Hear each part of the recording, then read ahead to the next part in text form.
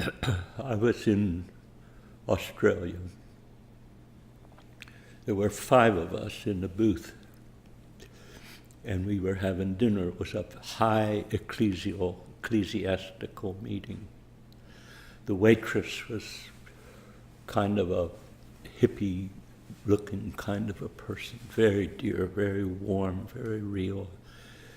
And the one sitting closest to her on the outside was a very high cardinal, a cardinal of one denomination, and a bishop.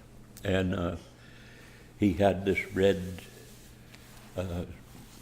frock on under his black coat, of course. And she walks up to the table and says, "Well, Robin Redbreast, what can I do for you?" And I come up to the edge of tears because I suddenly recognized what was happening. See, I honored his authority, but she did not. And I knew the change had come. I knew that something had changed in the heavenlies. I knew it. In fact, I saw it more clearly than I wanted to see it. It was deeply impacting. We have substituted biblical authority for spiritual reality. That has stopped. That has ceased.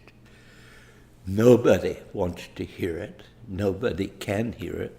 Only a few of us who are still residue and all the institutional stuff are even intimidated or impressed by all of that.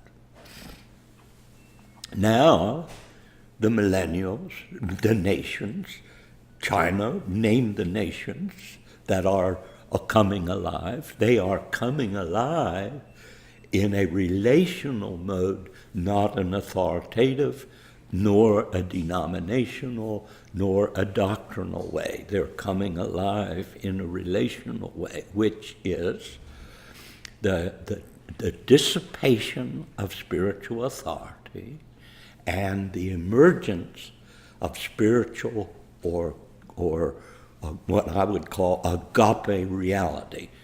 Are you real? Do you live what you're teaching? Is this authentic? Are you selling me your deal, or are you trying to communicate to me the living God and the reality of his government? Now, that experience changed me forever. See, because I lost my false admiration and deference to authority that was no longer valid or viable.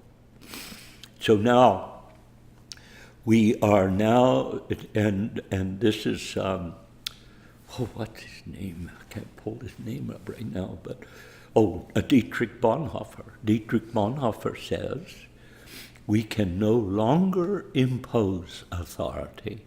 We must move on spiritual authority and spiritual reality.